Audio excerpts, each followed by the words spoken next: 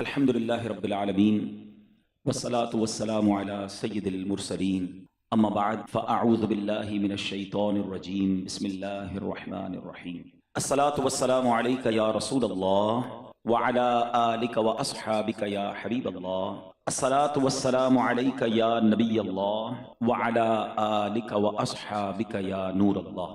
درود پاک پڑھنے کے بے شمار فضائل و برکات ہیں، بہت سارے فضائل، بہت ساری حدیثیں درود پاک کی برکتوں میں ملتی ہیں۔ ایک بڑا ہی خوبصورت واقعہ، ایک بزرگ ہوئے ہیں حضرت شیخ ابو حفص کاغذی رحمۃ اللہ تعالی علیہ۔ آپ کا جب انتقال ہوا تو چند دنوں کے بعد اپنے کسی دوست کے خواب میں تشریف لائے۔ دوست نے پوچھا کہ کیا احوال ہیں، قبر میں آپ کے ساتھ کیا گزری؟ تو کہتے ہیں مجھ پر بڑا کرم ہوا۔ واقعہ یہ ہوا کہ جب مجھے قبر میں دفن کیا گیا، منکر نکیر یہ وہ فرشتے ہیں جو سوال کرنے آتے ہیں، بولے وہ فرشتے جب آئے سوال کرنے تو مجھے اٹھا کر بٹھا دیا، سوال پوچھنے لگے۔ اتنے میں اللہ پاک کا فرمان آیا، اے فرشتوں ٹھہر جاؤ، اس بندے کے پہلے گناہ کاؤنٹ کرو، گناہ شمار کرو۔ کہتے میں تو ڈر گیا کہ اتنے گناہ، میرے گناہ جب کاؤنٹ ہونا شروع ہوئے تو ڈھیر لگ گئے گناہوں کے۔ اب اس کے بعد فرشتوں کو حکم ہوا کہ اس بندے نے ہمارے محبوب علیہ الصلوۃ والسلام پر دنیا میں جتنے درود بھیجے تھے وہ درود شمار کر۔ اب فرشتوں نے وہ درود کاؤنٹ کرنا شروع کیا۔ اللہ اکبر۔ کہتے ہیں خوش قسمتی سے، گناہ تو بہت تھے مگر خوش قسمتی یہ تھی کہ میرے درود میرے گناہوں سے زیادہ نکل آئے۔ فرشتوں کو حکم ہوا حسبکم یا ملائکتی، اے فرشتوں اب اتنا ہی حساب کافی ہے، اذهبوا به الى جنتی، اس بندے کو میری جنت میں لے جاؤ، یعنی اس کی قبر کو جنت کا باغ بنا دو۔ سبحان اللہ سبحان اللہ۔ اے میرے پیارے اسلامی بھائیو، گناہ بے حد ہیں، بہت زیادہ ہے، مگر درود کی کثرت تو کر لینا، توبہ کرتے رہیں، درود پڑھتے رہیں۔ اور درود واقعی ایسا وظیفہ ہے جو ایکچولی گناہوں کو مٹانے والا وظیفہ ہے۔ ایک حدیث پاک ہے، حدیث سنیے تاکہ آپ کو یہ ریئلائز ہو جائے کہ ہم جیسے گناہگار بندوں پر مہربانی کتنی بڑی کی گئی ہے۔ یہ درود ہمیں عطا کر کر نا ہم پر احسان کتنا بڑا کیا گیا ہے۔ قال رسول اللہ صلی اللہ علیہ وسلم، حدیث پاک سنیے گا، اور نسائی شریف کی حدیث ہے، من صلی علیہ صلاۃ واحدۃ صلی اللہ علیہ عشرہ، جس نے مجھ پر ایک بار درود پاک پڑھا اللہ پاک اس پر 10 رحمتیں نازل فرماتا ہے۔ وحطت عنہ 10 خطیئات، اور فرمایا اور 10 گناہ مٹاتا ہے۔ درود پڑھ رہے ہیں، ہر درود پر 10 گناہ بھی کم ہو رہے ہیں۔ پھر فرمایا وَرُفِعَتْ لَهُ 10 درجات، آقا فرماتے ہیں اور 10 درجات بلند فرماتا۔ ایک گریڈ دنیا میں بڑھانے کے لیے نا بندہ کدھر کدھر فائل لے کے گھوم رہا ہوتا ہے، سر 17 گریڈ سے 18 کرا دیں، 18 سے 19 کرا دیں، کسی طرح 20 گریڈ لگ جائیں، 21 22 کے بعد تو سنا گریڈ بھی ختم ہو جاتے ہیں۔ اسی گریڈ کے چکر میں لوگوں کی دنیا گزر گئی۔ ہر درود پر میرے آقا فرما رہے ہیں 10 درجے بلند ہو رہے ہیں۔ کیوں نہیں پڑھتے درود پاک؟ روز درجے بلند کریں، 10 گناہ معاف ہو رہے ہیں۔ تو سبحان اللہ، وہ ہے نا اعمال نہ دیکھے یہ دیکھا، محبوب کے کوچے کا ہے گدا۔ فرشتوں نے کیا کیا؟ اعمال نہ دیکھے یہ دیکھا، محبوب کے کوچے کا ہے گدا، مولا نے مجھے یوں بخش دیا۔ سبحان اللہ سبحان اللہ۔ تو انشاءاللہ غلامی مصطفیٰ کا اگر دامن ہاتھ میں تھاما ہوگا نا، سرکار علیہ الصلوۃ والسلام کی غلامی ہوگی، درود پاک کی کثرت ہوگی، تو انشاءاللہ خیر ہو جانی ہے۔ اور اللہ کی رحمت ویسے ہی بہت بڑی ہے۔ وہ غالباً مولانا حسن رضا خان صاحب کا شعر ہے نا، تیری رحمتوں سے کم ہیں میرے جرم اس سے زائد، نہ مجھے حساب آئے نہ مجھے شمار آئے۔ کیا خوبصورت کاؤنٹنگ پیش کی ہے۔ مولا مجھے اور کوئی حساب نہیں آتا، مجھے یہ نہیں پتا میرے جرم کتنے ہیں، مجھے ایک حساب آتا ہے کہ تیری رحمتوں سے کم ہیں۔ مجھے یہ پتا ہے بہت زیادہ ہے، میں مانتا ہوں بڑی خطائیں ہیں، بڑے جرم ہیں، مگر ایک حساب ضرور آتا ہے مجھے کہ جتنے بھی گناہ ہیں تیری رحمتوں سے کم ہیں، میرے جرم اس سے زائد نہ مجھے حساب آئے نہ مجھے شمار آئے۔ مولا اور کوئی کاؤنٹنگ نہیں آتی مجھے، ایک کاؤنٹنگ پتا ہے کہ جتنا تو بڑا رحیم ہے نا، تیری رحمت جتنی بڑی ہے اس کے مقابلے میں میرے گناہ کچھ نہیں۔ اسی کریم سے بھروسہ ہے، اسی رحمان سے بھروسہ ہے۔ بس درود پاک کی کثرت کیجئے، اللہ سے سچی محبت کیجئے، توبہ کیجئے۔ وہ بڑا کریم ہے، وہ رحمان ہے، جو وہ کروڑوں کو بخش رہا ہے تو مجھ جیسے گناہگار کو بخشنا اس کی رحمت کے لیے کیا مشکل ہے۔ اللہ ہم سب کی بخشش فرمائے۔ نیت کر لیں کہ بس انشاءاللہ آج کے بعد درود پاک کی کثرت کریں گے انشاءاللہ۔ آئیے مل کر محبت کے ساتھ باآواز بلند درود پاک پڑھ لیں۔ صلو علی الحبیب صلی اللہ تعالی علی محمد صلی اللہ علیہ وسلم۔ حضرت وہب بن منبہ رحمۃ اللہ تعالی بہت بڑے بزرگ ہیں، یہ تابعی بزرگ ہیں. آج یہ بھی سمجھ لے تابعی کس کو کہتے ہیں، صحابی کس کو کہتے ہیں. پہلے یہ ڈیفینیشن سمجھ لے. جس شخصیت نے سرکار دو عالم علیہ الصلوۃ والسلام کا ایمان کی حالت میں دیدار کیا یا صحبت اٹھائی. دیدار کرنا شرط نہیں ہے کیونکہ کچھ صحابہ نابینا بھی تھے. صحبت اٹھائی ایمان کی حالت میں اور ان کا انتقال بھی ایمان پر ہوا تو وہ صحابی ہیں. اور سبحان اللہ ہر صحابی جنتی ہے، ہر صحابی نبی جنتی. ایسے بڑی کمال کی بات ہے، دنیا کا کوئی کتب، کوئی ابدال، کوئی غوث کسی صحابی کے مرتبے پر نہیں پہنچ سکتا ہے. لیکن غوث کتب ابدال کی کتنی عبادتیں ہیں. امام اعظم کے بارے میں آتا ہے 45 سال تک عشاء کے وضو سے فجر پڑھی. غوث پاک کے بارے میں آتا ہے آلموسٹ مور دین 30 ایئرز عشاء کے وضو سے فجر پڑھی، پوری رات کئی سالوں تک قرآن پڑھا. مگر کوئی بھی جس کو کہتے ہیں نا کہ غوث کتب ابدال کسی ایک صحابی کے مرتبے پر نہیں پہنچ سکتا. اور کئی صحابہ ایسے ہیں جنہوں نے کوئی نماز ہی نہیں پڑھی، کوئی روزہ نہیں رکھا. ہے نا عجیب بات. کیسے ہوتا تھا ایسا؟ جب نبی پاک غزوات کے لیے جاتے تھے، جنگ کے لیے جاتے تھے، تو کچھ لوگ آتے تھے پیارے آقا کی بارگاہ میں، نبی پاک کی باتیں سنتے، آپ کا دیدار کرتے، کلمہ پڑھتے اور جنگ میں شامل ہو جاتے، شہید ہو جاتے. موقع ہی نہیں ملا نماز پڑھنے کا، کوئی وقت ہی نہیں آیا نماز پڑھنے کا.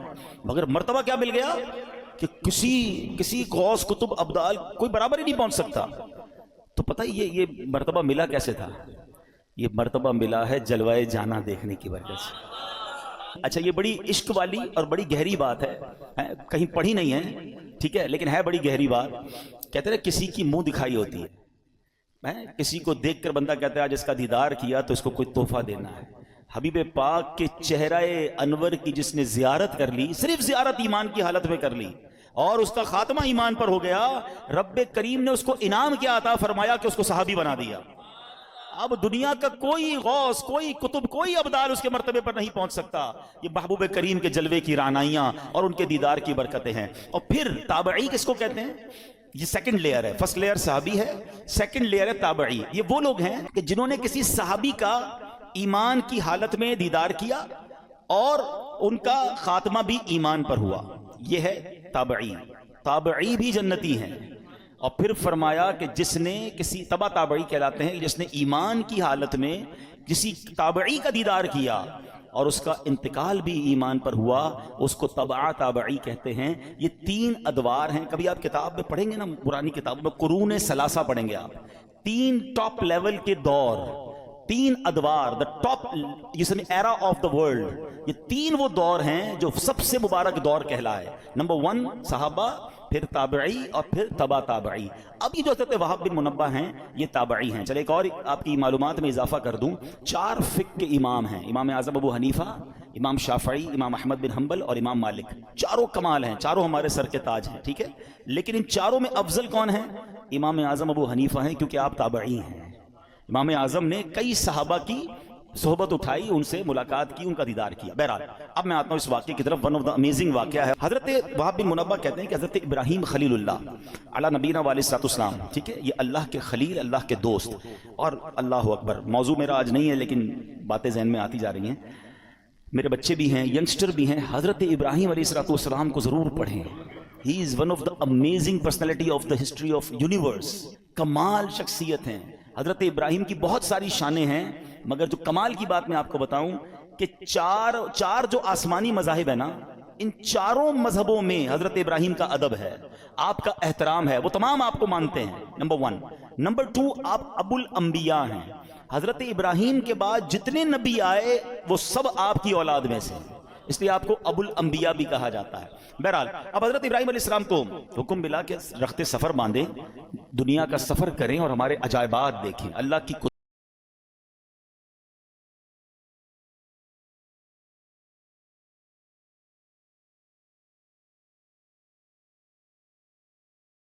نظارے دیکھیں. تو آپ نے رخت سفر باندھا اور روانہ ہو گئے. تو چلتے چلتے جب آپ ساحل سمندر کے قریب پہنچے تو وہاں آپ کو ایک غلام دکھائی دیا جو بکریاں لیے جا رہا تھا. حضرت ابراہیم علیہ السلام نے اس سے پوچھا کہ اے غلام، کیا تمہارے پاس پانی یا دودھ ہے؟ تو عرض کیا جی ہے، جو آپ کہیں آپ کو پیش کر دوں گا. آپ کو کیا چاہیے آپ بتائیے، پانی چاہیے یا دودھ چاہیے؟ تو حضرت ابراہیم نے کہا کہ پانی پلا دو. اس نے اپنا ڈنڈا اٹھایا اور قریبی چٹان کے پاس گیا، وہاں رک کر کچھ بولا. چٹان پر اس نے اپنا عصا مارا تو چٹان سے پانی کا چشمہ جاری ہو گیا. حضرت ابراہیم کو اس نے پانی بھر کے پانی پلا دیا. اچھا حضرت ابراہیم نے بھی اپنا تعارف نہیں کرایا تھا کہ آپ کون ہیں. آپ نے پانی پیا اور حیرت سے غلام کو دیکھنے لگے. تو اس نے غلام نے دیکھا کہ بڑے حیران ہو رہے تھے. آپ کو حیرانی کیوں ہو رہی ہے؟ تو کہا حیرانی نہیں ہوگی، تم نے جا کے لکڑی ماری، ڈنڈے ماری اور پتھر سے پانی نکل آیا. تو کہا میں آپ کو راز بتاؤں. تو کہا بتاؤ. کہ مجھے پتا چلا ہے کہ اللہ کے ایک نبی ہیں اور اللہ پاک نے انہیں اپنا خلیل بنایا ہے، اور میں خلیل اللہ کے وسیلے سے جو بھی مانگتا ہوں نا اللہ مجھے عطا فرما دیتا ہے. میں ابھی اس چٹان پر گیا تھا، میں نے اسی خلیل اللہ کا نام لیا تو پانی کا چشمہ آ گیا. حضرت ابراہیم نے کہا کہ میں ہی وہ خلیل اللہ ہوں جسے اللہ پاک نے خلیل بنایا. اللہ اکبر. یہ سن کر تو غلام کی خوشی کی انتہا نہیں رہی کہ میں تو روز جس کے وسیلے سے کام کر رہا ہوں وہ آج میرے سامنے آ گئے. وہ کہتے نا وہ آئے ہمارے گھر خدا کی قدرت ہے، کبھی ہم ان کو کبھی اپنے گھر کو دیکھتے ہیں. دل ہی دل میں اپنی قسمت پر فخر کر رہا تھا. کہتے واقعی سچ بتا دیں آپ ہی خلیل اللہ ہیں. حضرت ابراہیم فرماتے ہیں ہاں میں ہی خلیل اللہ ہوں. اللہ اکبر. یہ سننا تھا کہ وہ غلام بے ہوش ہو کر گرا، یعنی خوشی کے مارے اسے کنٹرول نہیں ہوا اور اس کی روح قبض ہو گئی. روایت میں آتا ہے اس وقت آسمان سے ایک نور اترا اور اس نور نے خوش نصیب غلام کی لاش کو ڈھانپ لیا. جب وہ نور چھٹا تو پتہ نہیں چلا وہ لاش کہاں گئی. وہ نور سے اٹھا لیا گیا یا زمین میں دفن کر دیا گیا. یہ ایک واقعہ آپ کے ساتھ ہوا. آپ اور آگے بڑھے. ایک پہاڑ پر پہنچے، وہاں ایک گھر تھا، اس کے 2 دروازے تھے. آپ علیہ السلام اندر داخل ہوئے. اندر ایک تخت تھا، اس کے اوپر کسی کی لاش رکھی ہوئی تھی اور اس کے اوپر 70 خوبصورت حلے، خوبصورت لباس ڈالے ہوئے تھے اور سر کے پاس ایک تختی رکھی ہوئی تھی. لاش، اس کے اوپر 70 قسم کے ڈریسز اور ایک تختی تھی. تو حضرت ابراہیم علیہ السلام نے جب اس تختی کو پڑھا تو اس پر پتہ ہے کیا لکھا تھا؟ میں شداد بن عاد ہوں، میں 1000 سال زندہ رہا، میں نے 1000 لشکروں کو شکست دی، میں نے ہی شہر ارم بنایا، مگر افسوس جب میری موت کا وقت قریب آیا تو میری ساری تدبیریں رد ہو گئی. میں نے دنیا بھر سے ڈاکٹروں کو جمع کیا، کوئی بھی میری موت کو ٹال نہ سکا. بس جس نے بھی مجھے دیکھا اب اسے دنیا کے دھوکے میں نہیں آنا چاہیے. اے لوگو، خود پر دنیا کے دروازے تنگ رکھو. تم اتنی بادشاہت کے مالک نہیں ہو جیسی بادشاہت کا مالک میں تھا. تم اتنا عرصہ زندہ نہیں رہے، نہ رہو گے جتنا عرصہ میں زندہ رہا. تم اتنا جمع نہیں کر سکو گے جتنا میں نے جمع کیا. ہاں ہاں سن لو، دنیا دھوکے باز ہے، قاتل ہے، اپنے طلبگار کے ساتھ کھیل کھیلتی رہتی ہے. یہ عجوبہ دیکھ کر حضرت ابراہیم علیہ السلام واپس تشریف لے آئے. شاعر کہتے ہیں نا، بے وفا دنیا پہ مت کر اعتبار، تو اچانک موت کا ہوگا شکار. موت آ کر ہی رہے گی یاد رکھ، جان جا کر ہی رہے گی یاد رکھ. گر جہاں میں 100 برس تو جی بھی لے، قبر میں تنہا قیامت تک رہے. جب فرشتہ موت کا چھا جائے گا پھر بچا تجھ کو نہ کوئی پائے گا. موت آئی پہلوان بھی چل دیے، خوبصورت نوجوان بھی چل دیے. دنیا میں رہ جائے گا یہ دبدبا، زور تیرا خاک میں مل جائے گا. 2 واقعات اور ان دونوں واقعات میں ہمارے لیے بہت کچھ سیکھنے کو ہے. پہلا خوش نصیب، کیسا غلام تھا، کیسا عقیدہ تھا، کیا اللہ کے نبی سے محبت تھی، اور اس عقیدے کی برکت دیکھیں کہ ان کے وسیلے سے جو مانگتا تھا اللہ عطا فرما دیتا تھا. ایکچولی یہ جو دعائیں ہیں نا، ان دعاؤں میں جو مین چیز ہوتی ہے نا وہ آپ کا بلیف کا اسٹینڈرڈ کتنا ہے، لیول بلیف کیا ہے. اس کو محبت اتنی تھی حضرت ابراہیم سے، بھروسہ اتنا تھا اللہ پر کہ میں خلیل اللہ کا وسیلہ جب اللہ کی بارگاہ میں پیش کروں گا اللہ میری مشکلیں ٹال دے گا، میری مصیبتیں حل کر دے گا. اور ایسا ہی ہوتا تھا. اس سے پتہ چلا کہ حضرت ابراہیم علیہ السلام کی شان بھی کیا ہے. اور اس واقعے سے یہ بھی پتہ چلا کہ اللہ والوں کا وسیلہ بارگاہ الہی میں دینے سے بعض اوقات کام ہو جاتے ہیں اور اس میں کوئی حرج نہیں ہے. یہ تابعی بزرگ واقعہ بیان کر رہے ہیں، اس سے یہ سیکھنے کو مل رہا ہے کہ اللہ والوں کا وسیلہ پیش کر کے اللہ کی بارگاہ میں دعا مانگیں تو دعائیں قبول ہوتی ہیں. بہرحال دوسرا واقعہ جو تھا وہ بڑا ہی عبرت انگیز ہے، ہمارے لائف سٹائل کے حوالے سے وہ بڑا ریلیونٹ ہے. شداد کون تھا؟ بڑے روب و دبدبے والا بادشاہ تھا. یہ غیر مسلم تھا اور اس کے بارے میں اس نے کیا کیا تھا کہ اس نے جنت کا ذکر سن رکھا تھا غیر مسلم، مگر اسے سن رکھا تھا کہ مرنے کے بعد مسلمانوں کے پاس ایک کانسیپٹ ہے کہ جنت میں ان کو ڈالا جائے گا. تو اس نے کہا میں مرنے کا انتظار کیوں کروں اور مسلمان کیوں ہوں، میں خود ہی جنت بنا لیتا ہوں. شداد کی جنت دنیا میں مشہور تھی. اس نے کیا کیا، ایک عظیم شہر بنایا. ہم کیا امیجن کرتے ہیں حدیثوں میں نا کہ سونے کی اینٹیں ہوں گی، اس نے لٹرلی سونے کی اینٹوں سے محل بنائے، زبرجد اور یاقوت کے ستون کھڑے کیے، سنگریزوں کی جگہ خوبصورت موتی بچھا دیے، ہر محل کے گرد جواہرات بچھا کر اوپر نہریں جاری کی، طرح طرح کے درخت اگائے، غرض ایسا عظیم شہر بنایا نہ دنیا میں اس سے پہلے کوئی ایسی سٹی کریٹ ہوئی نہ اس کے بعد کبھی ہوئی۔ اور جب شہر مکمل ہو گیا نا، یعنی یہ شداد کا واقعہ کوئی افسانہ نہیں ہے، قرآن میں اس کا ذکر موجود ہے۔ اللہ قرآن میں فرماتا ہے فَصَبَّ عَلَيْهِمْ رَبُّكَ صَوْتَ عَذَابٍ إِنَّ رَبَّكَ لَبِالْمِرْصَادِ، تو ان پر تمہارے رب نے عذاب کا کوڑا برسایا، بے شک تمہارا رب یقیناً دیکھ رہا ہے۔ اللہ اکبر، اتنی دولت، اتنا مال، مگر ہوا کیا کہ شداد اس شہر میں قدم بھی نہیں رکھ سکا۔ جب وہ کریٹ ہو گیا، جب اس کی اوپننگ سیریمنی کا وقت آیا، شداد کو بلایا گیا کہ جناب اب آپ نے اس شہر میں داخل ہونا ہے جو آپ نے ایک جنت دنیا میں بنائی ہے، مگر اس سے پہلے اسے موت نے آ لیا۔ جہاں میں ہے عبرت کے ہر سو نمونے، مگر تجھ کو اندھا کیا رنگ و بو نے، کبھی غور سے بھی یہ دیکھا ہے تو نے، جو آباد تھے وہ محل اب ہیں سونے، جگہ جی لگانے کی دنیا نہیں ہے، یہ عبرت کی جا ہے تماشا نہیں ہے۔ ایسے کئی واقعات آپ نے بھی دیکھے ہوں گے، اپنی لائف میں دیکھے ہوں گے۔ بڑی تیاری کرتا ہے انسان، بڑی پلاننگ کرتا ہے، ابھی یہاں پہنچنا ہے، ابھی یہ گھر کمپلیٹ کروں گا، ابھی یہ بلڈنگ بنا لوں گا، ابھی بزنس سیٹل کروں گا، ابھی فلاں ملک پہنچ جاؤں گا، اور اچانک اس کی زندگی کا وقت پورا ہو جاتا ہے۔ آپ کو پتہ ہے شب برات جو رات ہے، وہ رات کون سی رات ہے کہ اس رات فیصلے ہونے ہیں، اس رات یہ لکھا جانا ہے۔ جی ہاں، روایتوں میں مضمون ملتا ہے کہ یہ وہ رات ہے کہ جس رات یہ ڈیسیشن لیا جائے گا کہ اگلے سال کس نے مرنا ہے۔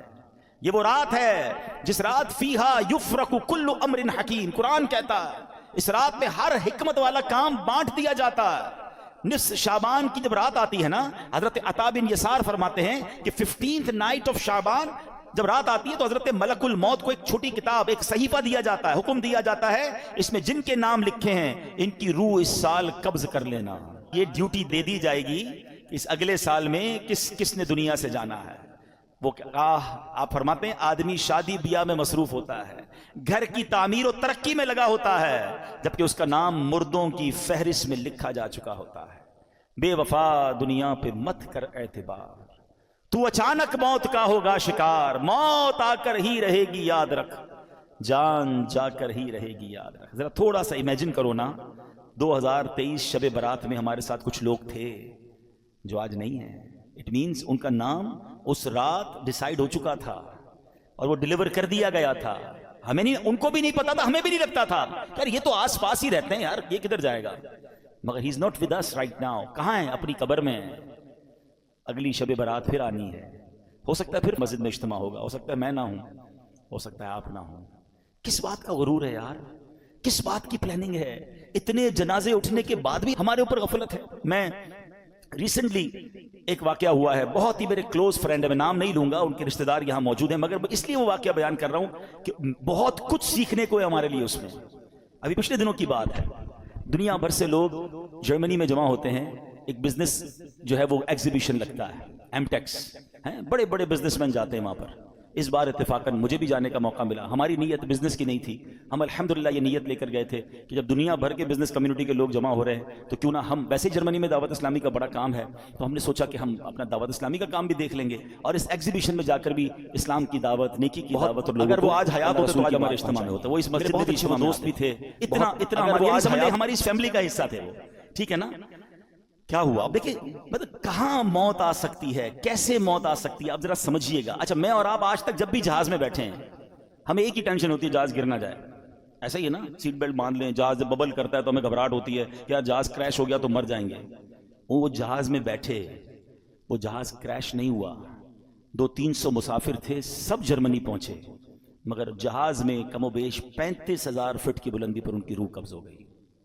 وہ جہاز میں تھے، میں جرمنی ایئرپورٹ پہ لینڈ ہوا، مجھے میسج آیا، مجھے یقین نہیں آیا، میں نے کہا اچھا میسج بھی بڑا عجیب تھا کہ فلاں بھائی کا جہاز میں انتقال ہو گیا اور ابھی کچھ گھنٹوں بعد جرمنی فلائٹ اترے گی۔ میں نے کہا یار جہاز میں انتقال ہوا ہے تو خبر کیسے باہر آ گئی؟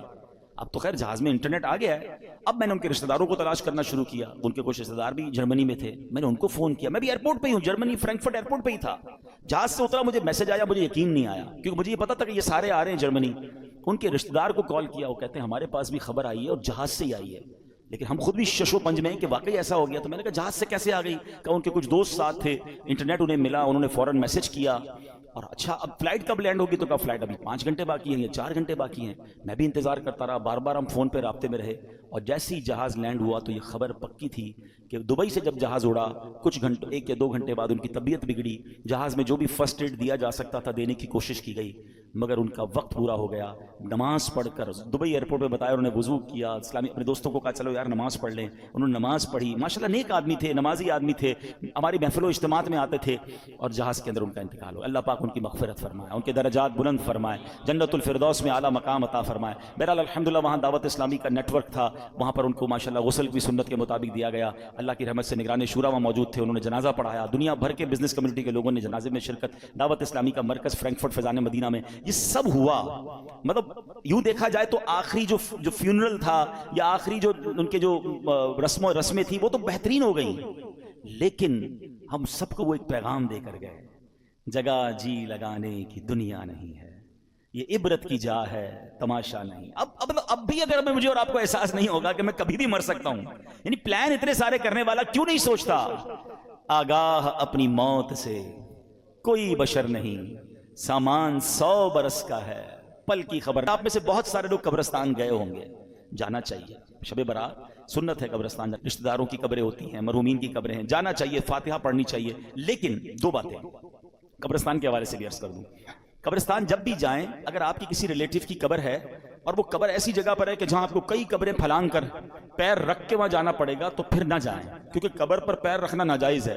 بلکہ ایسے راستے پر چلنا جس کے بارے میں یہ گمان ہو کہ یہاں پہلے قبریں تھیں اب راستہ بنایا گیا, وہاں بھی چلنا حرام ہے, تو نہ جائیں. ٹھیک ہے, آپ باہر ہو کے فاتحہ پڑھ لیں, انشاءاللہ آپ کی حاضری ہو جائے گی.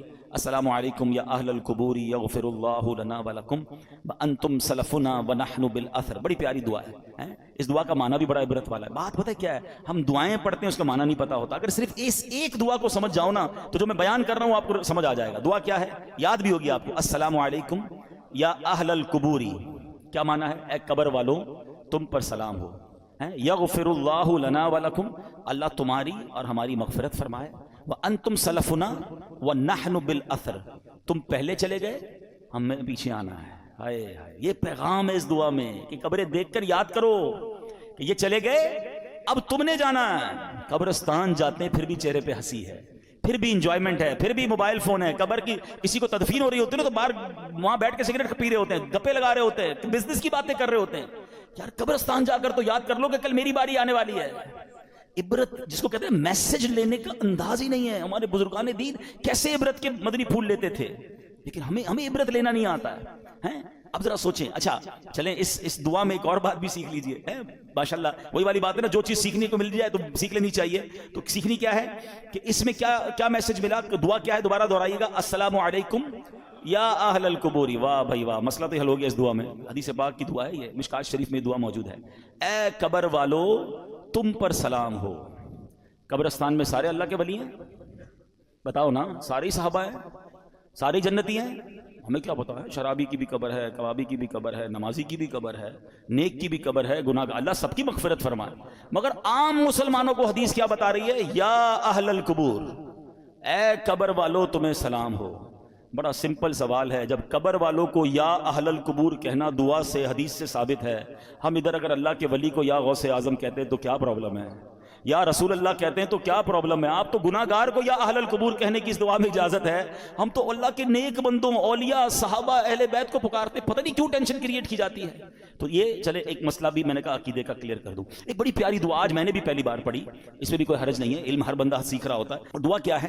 بسم اللہ الرحمن الرحیم. اللہم رب الاجسادی البالیتی والعظامی النخرتی التی خرجت من الدنیا وہی بکا مؤمنۃ ادخل علیہا روحا من عندک وسلاما منی. اب اس کا پہلے ترجمہ سنیے گا پھر میں اس کی فضیلت بتاؤں. اے اللہ, اے گل جانے والے جسموں اور بوسیدہ ہڈیوں کے رب, جو دنیا سے ایمان کی حالت میں رخصت ہوئے تو ان پر اپنی رحمت فرما اور ان کو میرا سلام پہنچا دے. اچھا یہ دعا جو ہے اس کی جو فضیلت ہے شرح الصدور میں ہے کہ جو بندہ قبرستان میں داخل ہو کر یہ دعا پڑھے تو حضرت آدم سے لے کر دعا پڑھنے کے وقت تک جتنے مسلمان فوت ہوئے یہ سب دعا پڑھنے والے کے لیے دعائیں مغفرت کریں گے. یعنی اربوں مسلمان جو دنیا سے چلے گئے، اس کیونکہ ہم نے سب کے لیے دعا کر دی نا، تو وہ مردے بھی جو دنیا سے چلے گئے پردہ فرما گئے وہ ہمارے لیے دعا کریں گے. تو یہ شرح الصدور بڑی کمال کی کتاب ہے، امام جلال الدین سیوطی شافعی رحمۃ اللہ تعالی لکھی، اور انہوں نے اس میں یہ دعا لکھی ہے. دیکھیں جہاں ثواب کا موقع ملے، جہاں برکت کا موقع ملے اسے اچیو کرنا چاہیے. فوراً ہی اگر کوئی اسکیم آتی ہے، فلاں بورڈ آتا ہے کہ یار یہاں یہ بار کیا آج کل کہتے ہیں وہ کوڈ یوز کر لو تو آپ کو اتنا % ڈسکاؤنٹ مل جائے گا، بندہ فوراً کوڈ نوٹ کر رہا ہوتا ہے، فوراً پکچر کھینچ لیتا ہے کہ یار یہ والے کوڈ سے یہ والی ویب سائٹ پہ فائدہ ہوگا.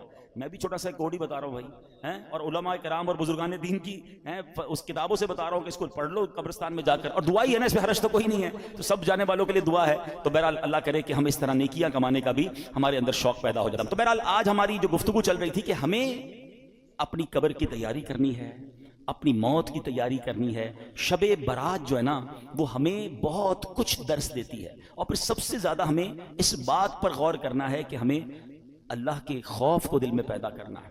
حضرت ابو بکر صدیق رضی اللہ، میں آپ کو ان کا واقعہ سناتا ہوں. آپ سے بڑا کون سا صحابی ہے؟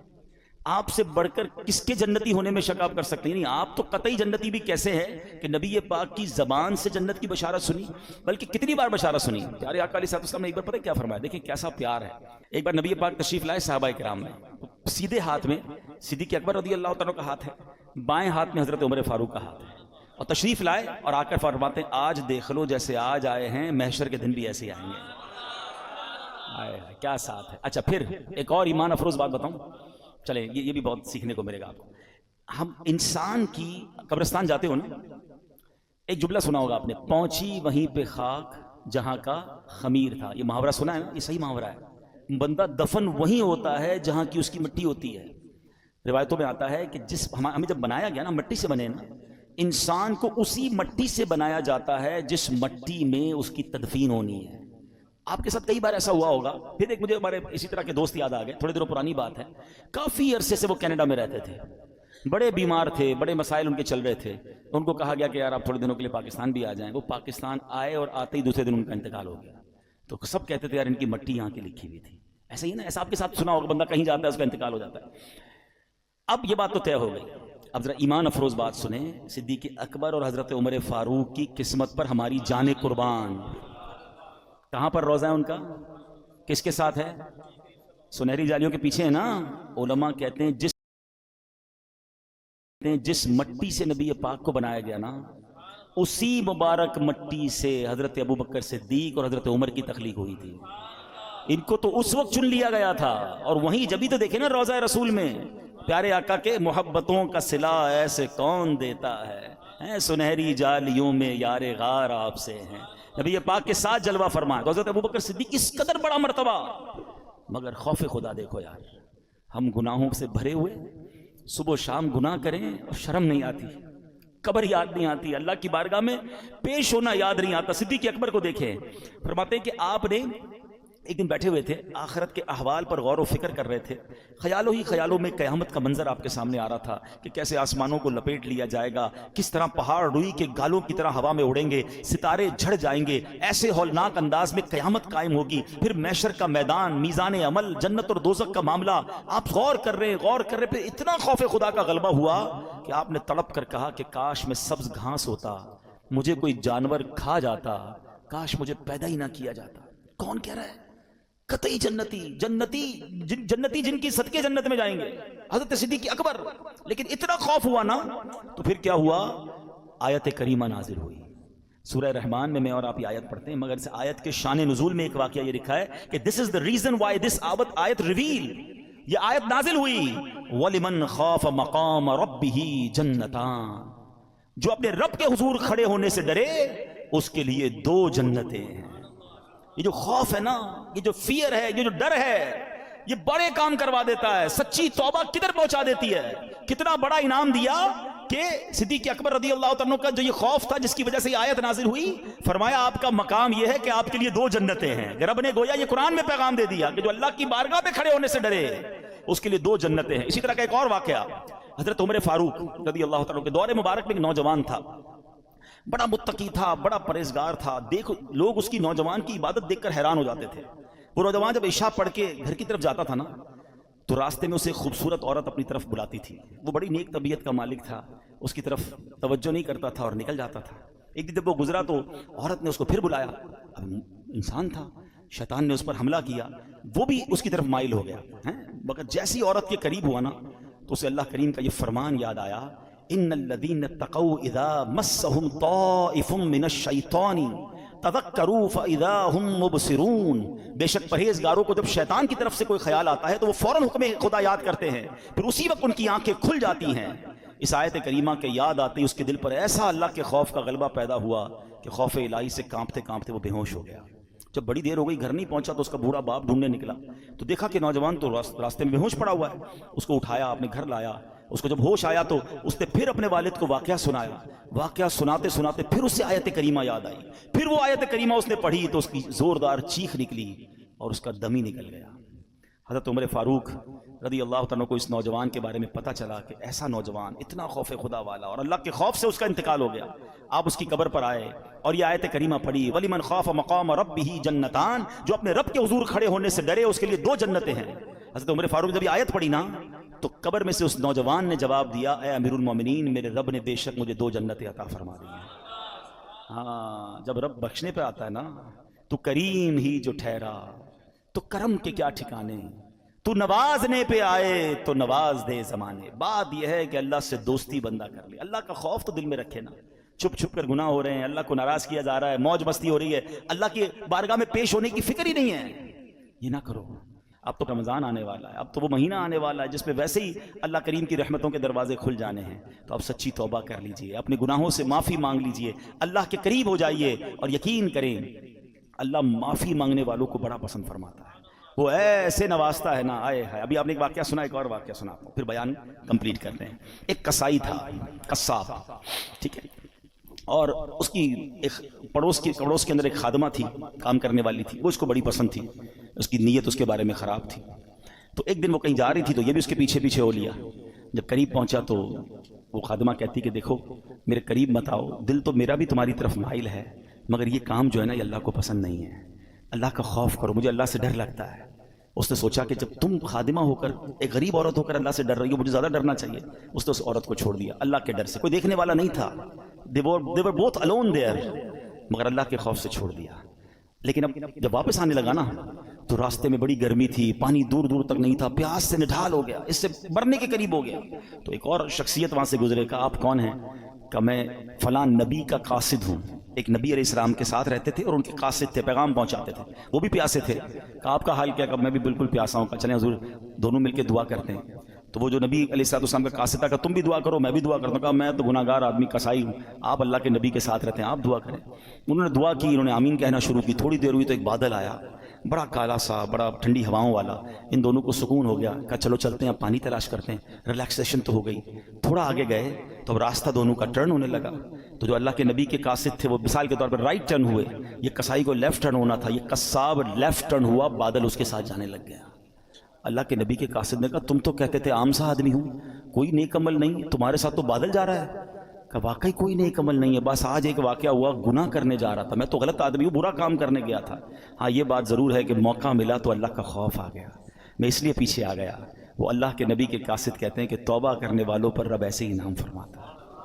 آئے ہائے، ہم گناہ کریں، اسے ناراض کریں اور توبہ کر لیں تو وہ کیسے معاف فرماتا ہے. حضرت موسیٰ علیہ السلام کے دور کا ہی واقعہ ہے نا. ایک گاؤں میں بارش نہیں ہو رہی تھی. گاؤں والوں نے کہا کہ چلو مل کے دعا کرتے ہیں. حضرت موسیٰ بھی ہیں، کلیم اللہ بھی ساتھ ہے، 70,000 لوگ جمع ہو گئے. دعا شروع ہوئی، حضرت موسیٰ دعا کرا رہے ہیں. ایوری بڈی ایکسپیکٹنگ کہ اللہ کے نبی ساتھ ہیں، کلیم اللہ ہے، بارش تو ہونی ہے، اتنا بڑا مجمع ہے. نو رین، نو کلاؤڈ، بالکل کلین اسکائی. حضرت موسیٰ نے کہا یا اللہ میں دعا کر رہا ہوں، اتنے لوگ آمین کہہ رہے ہیں، بارش نہیں ہو رہی. فرمایا موسیٰ اس پورے مجمع میں ایک بندہ ہے جو پچھلے 40 سال سے مجھے ناراض کر رہا ہے، جب تک وہ بندہ اس مجمع میں ہے نا بارش نہیں ہونی. تو حضرت موسیٰ نے کہا کہ یا اللہ میں اس بندے تک کیسے یہ بات پہنچاؤں؟ کہ تو کھڑے ہو کر اعلان کر، تیرا کام آواز لگانا پہنچانا میری ذمہ داری ہے. حضرت موسیٰ کھڑے ہو گئے. آپ نے کروایا اے وہ شخص جو 40 سال سے اللہ کی نافرمانی کر رہا ہے، تیری وجہ سے بارش نہیں ہو رہی، تو نکل جائے اس مجمع سے. اب وہ بندہ تو تھا اس کے اندر. اب وہ کبھی دائیں دیکھے کبھی بائیں دیکھے کہ شاید کوئی کھڑا ہو جائے گا، شاید کوئی نکلے گا، کوئی نہیں نکلا، وہ سمجھ گیا بات میری ہو رہی ہے۔ اب وہ سوچنے لگا کہ میں کھڑا ہو گیا تو پورے شہر کو پتہ چل جائے گا کہ میں ہی وہ گناہ گار ہوں۔ اس نے پتہ کیا کیا، چادر اوڑھی اور اللہ کی بارگاہ میں کہتا ہے یا اللہ آج ذلیل ہونے سے بچا لے، میں ہی وہ شخص ہوں، مانتا ہوں میں نے بڑے گناہ کیے مگر مولا آج میں ذلیل ہو جاؤں گا۔ لاجیکلی بتاؤ اس کا ذلیل ہونا بنتا تھا کہ نہیں؟ کہ جس بندے کی گناہ کی وجہ سے بارش نہیں ہو رہی اس کو تو کھڑا کر کے سب کو بتانا بنتا تھا نا۔ ہمارے ساتھ کوئی غلط کرے ہم کہتے ہیں یہ وہ آدمی ہے اس نے میرے ساتھ کیا، اچھا تھوڑا سا مسئلہ کرے ہم زیادہ اس کو ذلیل کرتے ہیں، مگر میرے کریم کے کرم نوازی دیکھو وہ عیب چھپاتا کیسے ہے۔ وہ بندہ کہتا ہے مولا آج بچا لے۔ تھوڑی دیر ہوئی تو بادل آئے اور بارش برسنا شروع ہو گئی۔ حضرت موسیٰ کہتے ہیں یا اللہ بندہ تو کوئی نہیں نکلا، بارش کیسے ہو گئی؟ اللہ فرماتا ہے اے موسیٰ اس بندے نے مجھ سے دوستی کر لی ہے۔ حضرت موسیٰ کہتے ہیں یا اللہ بندہ تو دکھا دے، اب تو ملا دے تیرا دوست کون ہے۔ آئے ہائے، پتہ کیا فرمایا رب نے؟ فرمایا موسیٰ جب وہ میرا نافرمان تھا تب میں نے اسے ظاہر نہیں کیا، اب تو میرا دوست بن گیا، میں تجھے کیسے ظاہر کر دوں۔ یہ ہے میرا رب۔ کاش مجھے اور آپ کو سمجھ آ جائے، دنیا والوں کو میرا ایک ایپ پتہ چل جائے تو واٹس ایپ گروپ میں چلتے ہیں وہ میسج، سوشل میڈیا پہ چلتے ہیں، ویب سائٹوں پر اور اخباروں میں چلتے ہیں، مزے لیتے ہیں لوگ ہمارے ایپ کے۔ ارے دنیا کو تو پتہ ہی کچھ نہیں ہے جو میرے رب کو پتہ ہے۔ بچپن سے نافرمانیاں کر رہا ہوں، بچپن سے اسے ناراض کر رہا ہوں، چھپ چھپ کے گناہ کر رہا ہوں، وہ سب جانتا ہے، مگر کیسا کریم ہے، صرف چھپا نہیں رہا۔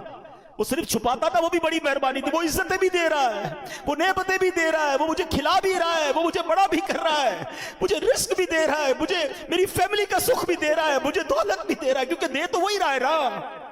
اس کو سب پتا ہے، وہ پھر بھی دے رہا ہے، اس کو سب پتا ہے، پھر بھی ہم اس سے دوستی نہیں کرتے، پھر بھی ہم اس کو راضی نہیں کرتے۔ کب تک اسے ناراض کرو گے بھائی؟ آج کر لو توبہ، آج کر لو اس سے دوستی۔ وہ شاعر کہتے ہیں نا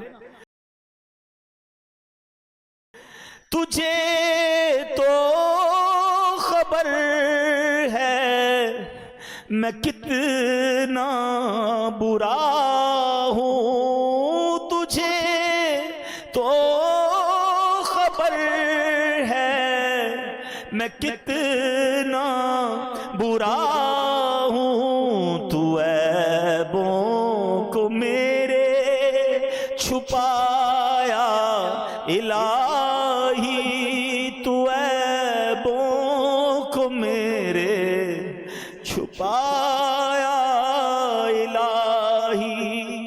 تو آج سچی توبہ کر لے، چھوڑ دے گناہ۔ اگر نماز قضا ہو رہی ہے اب نماز قضا نہ کرے۔ شب برات کروڑوں بخشے جائیں گے مگر حدیث میں 6 قسم کے گناہ گار بتائے گئے جو نہیں بخشے جائیں گے۔ ہاں، شراب کا عادی نہیں بخشا جائے گا، ماں باپ کا نافرمان نہیں بخشا جائے گا، زنا کرنے والا بدکاری کا عادی نہیں بخشا جائے گا، رشتہ داریاں کاٹنے والا نہیں بخشا جائے گا، چغل خور نہیں بخشا جائے گا، ایک روایت کے مطابق تکبر والا لباس پہننے والا نہیں بخشا جائے گا، تصویریں بنانے والے مجسمے بنانے والے نہیں بخشے جائیں گے۔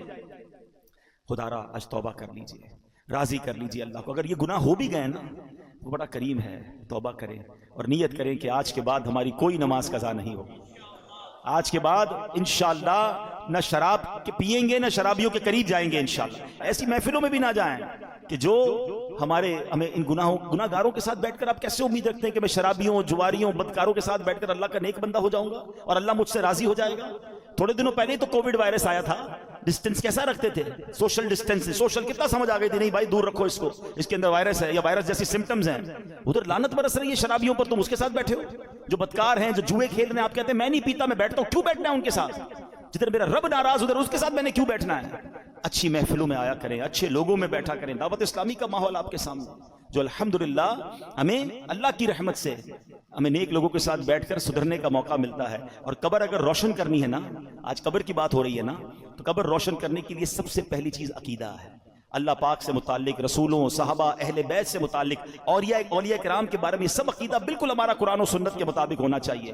ہم نیک کام کرتے رہیں، 5 وقت پابندی سے نماز پڑھیں، مسجد میں باجماعت نماز ادا کریں، جتنے فرائض و واجبات ہیں ان پر عمل کریں، زکوٰۃ ہم پر فرض ہے تو زکوٰۃ پوری ادا کریں، روزے رکھیں، لوگوں کے ساتھ حسن سلوک سے پیش آئیں، قرآن کریم کی تلاوت کریں، درود پاک کی کثرت کریں، ذکر اللہ کی کثرت کریں۔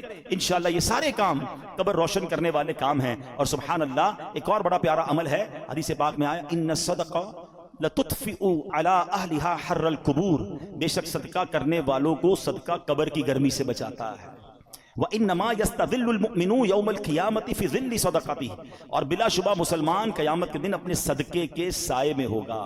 خوب صدقہ و خیرات کرنا چاہیے۔ حدیث پاک میں آتا ہے صدقہ برائیوں کے 70 دروازوں کو بند کرتا ہے۔ صدقہ دینے والا قیامت کے دن اپنے صدقے کے سائے میں ہوگا۔ صدقہ گناہوں کو ایسے مٹا دیتا ہے جیسے آگ پانی کو بجھا دیتا ہے۔ تو ان مہینوں میں اللہ کی راہ میں خرچ کریں، اپنے غریب مسلمانوں پر خرچ کریں، اپنے رشتہ داروں پر خرچ کریں، اپنے ملازمین پر ذرا تھوڑی سی آسانی کریں۔ ماہ رمضان آنے والا ہے، کسی کی افطار اچھی کر دیں، کسی کی سحری اچھی کر دیں، کسی کی عید اچھی کر دیں، تھوڑا سا اپنے غریب مسلمان۔ اچھا ایک الگ پرابلم پتہ ہے کہ جب تک کوئی ہم سے مانگتا نہیں، اچھا ہم ایک بڑا جملہ آج کہنے لگ گئے ہیں، بھائی مشکل ہو تو مجھ سے مانگ لینا، چاہیے ہو تو مجھے بتا دینا۔ سفید پوش آدمی بتائے گا نہیں آپ کو۔ میں آپ کو ایک فارمولہ بتا دیتا ہوں، ویسے آپ کو بھی پتا ہے لیکن شاید وہ سمجھنے کے لیے لوگ تیار نہیں ہیں۔ جس کی بھی اس وقت 40-50 ہزار سے کم آمدنی ہے نا، وہ بیچارہ ہینڈ ٹو ماؤتھ ہی ہے۔ وہ نہ بھی بتائے تو آپ اس کو دے دیں، اس کو ضرورت ہے۔ یعنی ہم کیوں یہ کہتے ہیں کوئی مجھے مانگے تب میں دوں گا، مانگنے پر مجبور کر رہے ہیں آپ کو، اور مجھے رب بن مانگے نہیں دے رہا۔ آپ یہ بنو نا۔ اب ہم سحری افطاریاں بہت سارے لوگ مسجدوں میں کراتے ہیں، میں کہتا ہوں کرانا چاہیے، لیکن آپ سوچیں مسجد میں نمازی پھر بھی سحری افطاری میں بہت اچھا کھا لیتے ہیں۔ کئی ہماری بہنیں مسجد میں تو نہیں آ سکتی نا، ان کے گھر میں کیا بنتا ہوگا؟ آپ گھروں میں پہنچانے کی عادت بنائیں۔ گھروں روڈوں پہ سحری افطاری ہو رہی ہے ٹھیک ہے، لیکن اس سے زیادہ ضروری ہے کہ آپ بغیر بتائے کسی کے دروازے پر آپ کے، میں کہتا ہوں ڈھونڈنے کی بھی ضرورت نہیں ہے، آپ کے اپنے ملازمین دیکھ لو یار، آپ کے اپنے رشتہ دار دیکھ لو، اپنے پڑوسی دیکھ لو۔ 40,000 سے جس کا اسکیل 50,000 سے نیچے نیچے ہے نا، آپ اس کو راشن بھیجو گے وہ خوشی خوشی رکھ لے گا۔ یہ پچھلے دنوں کی بات ہے، ایک بھائی بتا رہے تھے ہم راشن بانٹ رہے تھے تو ایک بندہ آیا اور اس راشن بانٹنے والے کو کہتا ہے میں اپنے داماد کے ساتھ آیا ہوں اس لیے ابھی تو میں آپ سے راشن نہیں مانگ رہا، میں تھوڑی دیر بعد آؤں گا تو مجھے دے دینا۔ اور اس نے دیکھا کہ وہ چھوٹی کون سی گاڑی ہوتی ہے FX، بولے اس گاڑی میں آیا تھا حالانکہ، مگر اس کو بھی راشن کی ضرورت تھی۔ سب لوگ ہینڈ ٹو ماؤتھ چل رہے ہیں کہ غریب آدمی کے پاس فروٹ لینے کے پیسے نہیں ہیں۔ ہم میں سے کئی لوگ ہیں جن کے گھر میں روز فروٹ آتا ہے، شاید روز گوشت اور چکن بنتا ہے، ہمیں تو شاید گوشت اور چکن کا دام بھی نہیں پتا، ہم میں سے کئی لوگ وہ ہیں۔ مگر پوچھیں نا غریب آدمی سے، ہفتہ ہفتہ گزر جاتا ہے، اس کے گھر میں بھی روزہ ہو رہا ہے، اس کے گھر میں بھی افطار ہو رہی ہے۔ یہ وقت ہے جنت کمانے کا، یہ وقت ہے نیکیاں کمانے کا۔ آپ ایسے گھروں میں آپ لفافہ بنا کے پیسے بھجوا دیں، کوئی مسئلہ نہیں، 15-20 ہزار روپے بھجوائیں گے وہ آپ زکوٰۃ نہیں تحفہ کہہ کے بھیج دیں، لیکن انشاءاللہ آپ دیکھیں گے چہروں پہ مسکراہٹیں آئیں گی، لوگوں کی عید اچھی ہوگی، لوگوں کی رمضان اچھی ہوگی۔ یہ وقت ہے اور یہ صدقہ ہماری قبر کو روشن کرے گا، ہمیں انشاءاللہ ان دکھیارے مسلمانوں کی مدد کریں گے، نہ جانے ہمارے کتنے غم دور ہو جائیں گے۔ اور پھر ایک اور پرابلم، ہم جو بچ جاتا ہے وہ کیوں بانٹتے ہیں؟ کھانا بچ گیا تو غریب کو دے دیں۔ اس بار ایک پلان کیجئے گا، آپ بے شک 100 آدمی کو افطار نہ کرائیں، آپ اپنے گھر میں جو افطار کرتے ہیں نا، سب سے پہلے آپ کی افطار سے پہلے افطار نکالیں اور وہ اپنے ملازم کو دیں، وہی افطار وہ پہلے کھائے، آپ کے ساتھ یا تو بیٹھ کے کھائے یا کم از کم وہ تو کھائے جو آپ کھا رہے ہیں۔ ہم جو بچتا ہے وہ اس کو کھلاتے ہیں، جو پھینکنے کا ہوتا ہے وہ کپڑا دیتے نہیں۔ اللہ ہمیں کیسا دے رہا ہے اور ہم اللہ کی راہ میں کیسا دے رہے ہیں۔ 4 پارے کی پہلی آیت ہے لن تنالوا البر حتى تنفقوا مما تحبون، تم اس وقت تک بھلائی کو نہیں پہنچ سکتے جب تک اپنی پیاری چیز اللہ کی راہ میں خرچ نہ کرو، بیسٹ دو، بہترین دو۔ ایک بزرگ تھے، ان کو اچھا بھروسہ بھی بڑا تھا، یہ اللہ کرے وہ بلیف بھی ہمیں مل جائے۔ وہ کہتے ہیں کہ ان کے گھر میں کوئی فقیر آیا پیسے لینے کے لیے، تو اپنی زوجہ کو کہا کہ کچھ ہے، تو اس نے کہا 4 انڈے ہیں، صرف کھانے کے لیے 4 ہی انڈے ہیں، 4 دے دو۔ 4 دے دیے۔ جب 4 دے دیے تو کہا تھوڑی دیر میں انشاءاللہ آ جائیں گے، اتنا بھروسہ تھا۔ تھوڑی دیر ہوئی تو دروازہ کھٹکھٹایا گیا، ایک بندہ آیا، ایک ٹوکری دے کر گیا۔ زوجہ سے کہا ذرا دیکھو کیا ہے، کہا کسی آپ کے دوست نے تحفہ بھجوایا ہے۔ کہا کیا ہے؟ کہا انڈے ہی ہیں۔ کہا چیک کرو کتنے؟ کہا 30 ہیں۔ کہا 30 کس حساب سے آئے؟ دیے تو 4 تھے، ایک کے 10 آنے چاہیے۔ لیول آف بلیف، عقیدہ کتنا مضبوط تھا۔ 40 آنے چاہیے، کتنے؟ کہا 30 ہیں۔ دوبارہ گنو، کہتی حضور ہیں تو 40 مگر 10 ٹوٹے ہوئے ہیں، 30 پورے ہیں 10 ٹوٹے ہوئے ہیں۔ کہا سچ سچ بتاؤ جو تم نے 4 دیے تھے اس کی کنڈیشن کیا تھی؟ کہا حضور ہم نے بھی جو 4 دیے تھے نا، 3 پورے تھے، 1 ٹوٹا ہوا تھا۔ بات آئی سمجھ؟ پورے دو گے پورے ملیں گے، ٹوٹے دو گے ٹوٹے ملیں گے۔ اب سمجھ جاؤ دیتے کیا ہو، بچا ہوا پھینکنے والا، وہ اللہ کی راہ میں دینا ہے، پھر کیا ایکسپیکٹ کرو گے؟ ارے دو نا دل کھول کے، بہترین سب سے اچھا اللہ کی راہ میں دو۔ دوبارہ جملہ یاد کر لو، پورے دو گے پورے ملیں گے، ٹوٹے دو گے ٹوٹے۔ ہم تو جو بچتا ہے وہ اللہ کی راہ میں دینا ہے۔ بلکہ اتنا پتہ نہیں دنیا سے محبت اتنی ہو گئی ہے، ابھی اگر مسجد کے لیے اعلان ہونا چندہ دیں، چلو سخاوت کا آج ذہن بن بھی گیا، بھائی 100 روپے دینے، 500 روپے دینے، پرس نکالا، 2 100 کے نوٹ ہیں، ایک کڑک والا ایک پرانا پھٹنے والا۔ سچ بتاؤ مسجد کے ڈبے میں کون سا ڈالتے ہیں؟ کیوں؟ پرانا نیا والا 102 کا نہیں ہے، وہ بھی 100 کا ہے، اللہ کی راہ میں دینا نا، وہ یار یہ والا دے دو یار، یہ نکالو۔ کمال ہے یار، اپنے بچے کے لیے برانڈڈ چیز لینی ہے، اللہ کی راہ میں پھینکنے والی چیز لینی ہے۔ اللہ دل دیکھتا ہے. اللہ کو تھوڑی چاہیے ان چیزوں کی, اللہ کی بارگاہ میں تھوڑی جاتی ہے میری چیزیں, وہ دل دیکھ رہا ہے کہ یہ بندہ جب بھی میری راہ میں خرچ کرتا ہے جو اس کے کام کا نہیں وہ خرچ کرتا ہے, کہیں ایسا نہ ہو کہ اپنی رحمتوں کو وہ روک لے. جب وہ بے گنے دے رہا ہے, میری اوقات سے بڑھ کر دے رہا ہے, تو بانٹو نا. بھائی زکوٰۃ پوری ہو گئی, بھائی ہم نے حساب کر لیا, اب اور نہیں دینے. ارے بھائی نیکی کا کام آیا, دے دو, کوئی بات نہیں, اللہ بھی تو دے رہا ہے. زکوٰۃ سے اوپر دینا منع تو نہیں ہے, صدقہ دینا منع تو نہیں ہے, تو خرچ کیا کریں. اللہ پاک ہمیں عمل کرنے کی توفیق عطا فرمائے.